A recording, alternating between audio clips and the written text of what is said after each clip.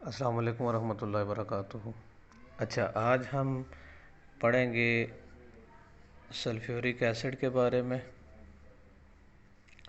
कि sulphuric acid की manufacturing जो है वो कैसे की जा सकती है। ठीक है, सल्फ्यूरिक एसिड के लिए सबसे पहले तो आपको ये पता होना चाहिए कि एक ऑर्डरलेस कलरलेस ऑयली लिक्विड होता है। इसकी प्रॉपर्टीज़ देखें तो ये एक ऑर्डरलेस कलरलेस ऑयली लिक्विड होता है। ठीक है, उसके बाद आप देखें कि इसकी जब आप मैन्युफैक्चरिंग करते हैं, ठीक है, तो इसकी मैन्युफैक्चरिंग के दो प्रोसेस हैं, दो मेन प्रोसेस हैं। एक को आप बोलते हैं कांटेक्ट प्रोसेस, ठीक है, और दूसरा आपके पास होता है lead chamber process. Lead chamber process.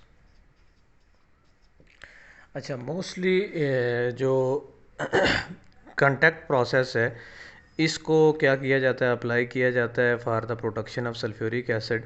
तो हम भी यहाँ पे स्पेसिफिकली डिस्कस करेंगे व्हाट इज़ कांटेक्ट प्रोसेस और कांटेक्ट प्रोसेस से जो सल्फ्यूरिक एसिड है उसकी प्रिपरेशन कैसे हो सकती है। ठीक है, कांटेक्ट प्रोसेस जो है ये मॉडर्न मेथड है और as compare to lead chamber process ये इंडस्ट्रियली अप्लाई करके क्या किया जाता है, सल्फ्यूरिक एसिड को प्रिपेयर किया जाता है। अब सबसे पहले तो आपको ये पता होना चाहिए कि ये किस प्रिंसिपल के तहत काम करता है। तो प्रिंसिपल ये है कि इसमें बेसिकली होती क्या है, ऑक्सीडेशन होती है। ठीक है, सल्फ़र की ऑक्सीडेशन होती है और सल्फ़र डाइऑक्साइड बनता है। सल्फ़र डाइऑक्साइड से फिर सल्फ़र ट्राइऑक्साइड की फार्मेशन होती है।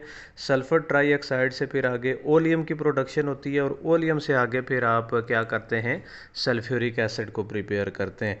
तो ये तरीक़ाकार क्या होता है, देखें इसका ये प्रिंसिपल मैं आप यहाँ पे लिखने लगा हूँ। ठीक है, इस सारे प्रोसेस का प्रिंसिपल क्या है कि सबसे पहले आप देखें कि आपके पास है सल्फ़र, इसकी ऑक्सीडेशन होगी। ठीक है, सल्फ़र की ऑक्सीडेशन होगी, थर्मली हीट करेंगे आप इसको, तो प्रोडक्शन होगी किसकी, थर्मल हीटिंग से प्रोडक्शन होगी सल्फ़र डाइऑक्साइड की। सल्फ़र डाइऑक्साइड फिर आगे मज़ीद इसकी ऑक्सीडेशन होगी। ठीक है, in the presence of vanadium pentoxide V2O5 और टेम्परेचर यहाँ पे रखा जाता है कितना, 400 से 500 डिग्री सेंटीग्रेड। 400 से 500 डिग्री सेंटीग्रेड इतना टेम्परेचर रखा जाता है और उसके बाद फिर प्रोडक्शन होती है किसकी, सल्फ़र ट्राइऑक्साइड की, SO3। अच्छा, सल्फ़र ट्राइऑक्साइड से आगे मज़ीद आप इसको रिएक्ट करवाते हैं किसके साथ, सल्फ्यूरिक एसिड के साथ। कंसनट्रेटेड सल्फ्यूरिक एसिड आप लेते हैं, H2SO4 के साथ इसको रिएक्ट करवाया। ठीक है, H2SO4 के साथ रिएक्शन के नतीजे में क्या होता है, ओलियम की प्रोडक्शन होती है, H2S2O7। ठीक है, ओलियम की प्रोडक्शन के बाद फिर आप क्या करते हैं, इसको डाइल्यूट करवाते हैं, यानी इसकी डाइल्यूशन करवाते हैं, इसको रिएक्ट करवाते हैं किसके साथ, वाटर के साथ। वाटर की मौजूदगी में इसकी डाइल्यूशन होती है जिसके नतीजे में प्रोडक्शन होती है किसकी, सल्फ्यूरिक एसिड की।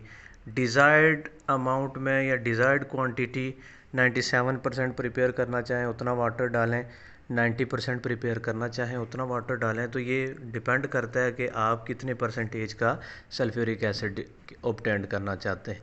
तो ओलियम, ये क्या है, ओलियम होता है। ठीक है, इसकी प्रोडक्शन जो है, इसकी प्रोडक्शन करने के बाद आप जो है डाइल्यूशन करते हैं और सल्फ्यूरिक एसिड ऑब्टेन करते हैं। अच्छा, एक क्वेश्चन यहाँ पे अक्सर ये पूछा भी जा सकता है, देखें यहाँ पे हमारे पास क्या है, सल्फ़र ट्राइऑक्साइड है। अब हम ऐसा क्यों नहीं करते कि सल्फ़र ट्राइऑक्साइड को डायरेक्ट जो है वाटर के साथ रिएक्ट करवा के यहाँ से सल्फ्यूरिक एसिड बना लें, बजाय ओलियम बनाने के हम इस सल्फ़र ट्राइऑक्साइड को डायरेक्ट वाटर के साथ रिएक्ट करवाएं। ठीक है, तो H2SO4 की प्रोडक्शन हो जाती है ना, एक 2H यहाँ पे, SO3 एक ऑक्सीजन यहाँ पे अटैच होगा, H2SO4। ठीक है, लेकिन हम ऐसा करते नहीं हैं। इसकी रीज़न क्या होती है? इसकी रीज़न ये होती है कि देखें, हमारे पास जो है सल्फर ट्राईऑक्साइड को अगर हम वाटर के साथ रिएक्ट करें तो सल्फ्यूरिक एसिड बनता है, और ये जो सल्फ्यूरिक एसिड बनता है ये रिएक्शन जो है एक्सोथर्मिक रिएक्शन होता है। अब आप देखें, ये एक्सोथर्मिक रिएक्शन होने की वजह से इतनी अमाउंट में हीट रिलीज़ होती है कि यहाँ पे जो सल्फ्यूरिक एसिड बनेगा वो वेपर्स की फॉर्म में बनता है, और वेपर की फॉर्म में जो सल्फ्यूरिक एसिड बनता है उसको कंडेंस करना बहुत मुश्किल होता है। इसलिए हम क्या करते हैं, सल्फर ट्राईऑक्साइड से बाद फिर ओलियम बनाते हैं, ओलियम से हम सल्फ्यूरिक एसिड बनाते हैं। तो सल्फर ट्राईऑक्साइड को डायरेक्ट वाटर से रिएक्ट करवा के सल्फ्यूरिक एसिड ना बनाने की रीज़न ये है कि ये रिएक्शन एक्सोथर्मिक होता है, जिसके नतीजे में बहुत अमाउंट में एनर्जी रिलीज़ होती है, हीट रिलीज़ होती है, और यहाँ पे जो सल्फ्यूरिक एसिड बनेगा वो वेपर्स फॉर्म में बनेगा। इसलिए हम इस प्रोसेस को या डायरेक्ट सल्फर ट्राईऑक्साइड से सल्फ्यूरिक एसिड नहीं बनाते। तो ये सारा प्रिंसिपल है। ऑक्सीडेशन होती है किसकी? सल्फ़र की, सल्फर डाइऑक्साइड, फिर सल्फर ट्राईऑक्साइड, फिर सल्फर ट्राईऑक्साइड से ओलियम। हाँ, यहाँ पे हम वनेडियम पेंटाऑक्साइड के बजाय प्लाटिनाइज्ड एस्बेस्टस भी यूज़ कर सकते हैं। ठीक है, कैटालिस्ट के तौर पे हम यहाँ पे प्लाटिनाइज्ड एस्बेस्टस भी यूज़ कर सकते हैं, लेकिन हम वो यूज़ नहीं करते। इसकी रीज़न ये होती है कि ये एक्सपेंसिव होता है बहुत ज़्यादा।